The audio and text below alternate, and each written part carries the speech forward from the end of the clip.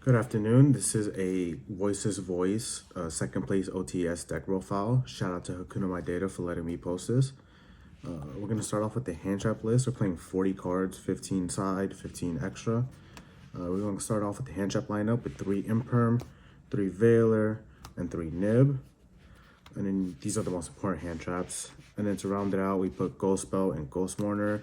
I think Ash Blossom just loses you the game if you're not playing Fire, so there's no reason to play it. They'll just hit it away, and it's a free link 3 body, and they just full combo with it. A lot of the times, they will just draw the Flame Bird, so that's where Ghost Belt comes in. You stop them summoning too. It really cripples their board. They're not setting up Apollosa and SP. Mourner, you just want to stop Ash from popping off, especially if they don't normal summon it. Or later on in a combo, you could Mourner the Princess, and that stops them a lot of the times. But going on to the monsters, we're going to start off with the rituals. This is where most of the spice comes in. We're only playing 2 Skull Guardian and 1 Seravis. That's because for our 4th ritual, I think you should only play 4. Is Saffira. This allows you to hand rip the turn this ritual summon during the end phase, or any turn a light monster set from the hand or deck to the graveyard. Especially if with this format, a lot of people are playing a ton of hand traps. I play 13. Most of the time, you're going to get hand trapped at least once. This deck has the ability to play through that. So the hand rip allows them to start their turn with just, even after the turn draw, they only have 4 cards in hand. So that makes it really important, especially if you're able to rip off an important combo piece. I ripped out Low in a mirror match. I ripped off Snake Eye Ash. Droplet just lose. You just lose against Droplet. Droplet kills your deck. So ripping that won me that game. Especially Saffira is the same level as the non-ritual one. So being 6s, you really want to put Saffira in the grave. So it being the same level, if you already have a Saffira in the grave, it allows you to have follow-up for next turn. If you do get in a grind game, you only summon it for 6. If you dump Herald or Elder Entity with a Diviner, it doesn't matter. It's a 6. You can still use it for Saffira. For the monster lineup, you already seen 3 Saffira. Best card in the deck. You start off with it every time. It baits out every hand trap. It's ridiculous. The fact that it discards for cost and then banishes for cost, that's crazy. You play the 1 Seravis, especially in games against like Horus skill drain decks. Like that's a real deck now apparently. Being able to shuffle back and continues to recycle itself as just a big body is wonderful. You play as your normal summons, the 3 Low and the 3 Diviner. The Diviner comes a Trias. Just tributing Diviner is so great. You summon a Lows. This is the best normal summon. If you want to, you always want to normal summon Diviner. But there are some hands, like if you're going to lose hard to like a Droll, maybe Diviner not be the best start. If you already have Trias in hand, you send Herald, they Droll you. You don't get to use the Barrier Search. But you're always seeing one of these in your hand. You're playing 6 copies. Obviously, some cards, some hands you don't. But then with the lineup, you play the 3 Barrier and the 1 Radiance. You're always seeing something. Obviously not Radiance, but with the Barrier, it's 9 copies. You play 40 cards. You're always seeing one of these.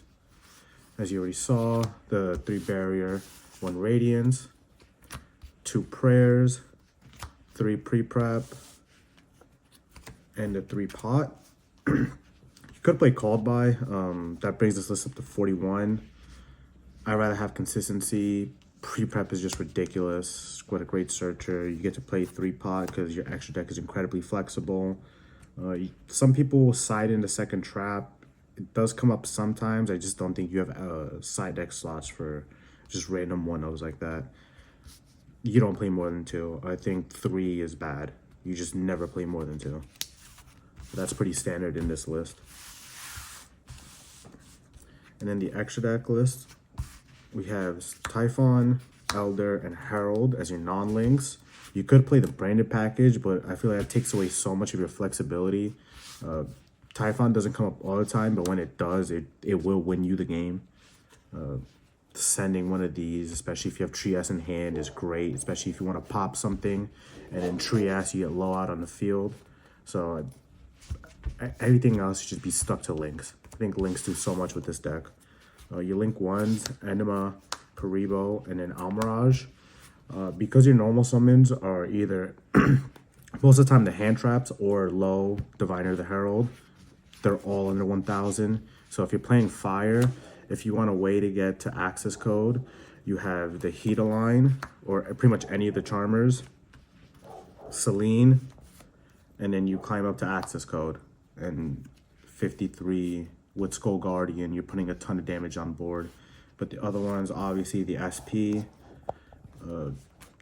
IP, Dynamundo, and I think Unicorn, you could put in Underworld Goddess, but with this deck, you're not making Underworld Goddess ever. And then, especially in grind games, this combo comes up. I know a lot of people don't like it. It's pretty much just an SP at home, but most of the time you run through this early, and if you have to grind, most of these times these cards are out, and then this randomly will come up and will just win you. If you're in a mirror match and you're in like turn 3 or turn 4, they activate barrier, it's not on an activation effect, so you just unicorn it away, and most of the time that will win you the game. Lastly will be the side deck. Because I played 13 hand traps as my non-engine slots, I only play 3 extra hand traps, being Droll. Droll is bad against Snake Eyes, especially pure Snake Eyes, but even like Fire King Snake Eyes is not the best. Like their one search is gonna be either the Grunix or the Islands. Not great. So Droll is pretty much for any rogue random stuff that just comes in and will sweep you. Manadium is a problem if you have no hand traps, or if your hand traps aren't great. Like Mourner doesn't do much against Manadium, so you have to put in Droll. For 3 spells, 3 Cosmic. Summon Limit is a real card. Anti-Spell is a real card. These Floodgates are real. You have to respect it, so you have to play 3 Cosmic. And then lastly is my trap lineup. You're playing 3 Summon Limit, 3 Anti-Spell, and then lastly the 3 Solemn. You play 13, so when you're siding in going first, these 9 automatically go in, and in between Droll, Cosmic, and then whatever like hand traps are, you could choose 4 of the most impactful for this for the matchup. For Snake Eyes, what I was doing was to not play into Triple Tactics. I put 3 of Imperm and then the 1 single Cosmic, and that means like unless I Skull Guardian negate or I have Seravis, the non-ritual monster, I am never playing into Talons. I don't want to play into Talons. Just rips my Skull Guardian. That's your Omni negate gone. Or it forces out your Omni negate. You really don't want to play into that. Super Poly doesn't matter with this deck. A lot of people think it's good, but I just bring everything back with prayers, so it doesn't matter. And a lot of times, all you've done is loop yourself for 2. So people think Super Poly is good against this deck. It's all right. Certain hands it might win, but that's because Super Poly is just a broken card. But because prayers brings the cards back, it does not matter. And then these on its own just win. They just win. You draw any of this with the 3 pots that you have in the deck. You play, well, I only have 2 here, but you play 3 pots in the deck, you just win. You will always see that. That's what 12 copies of each of the cards. You just want to see one of these, and you're guaranteed to do real well. Solemn the normal Snake Eye Ash, Summon Limit the moment they summon popular, draw phase anti-spell, it doesn't matter. You just win.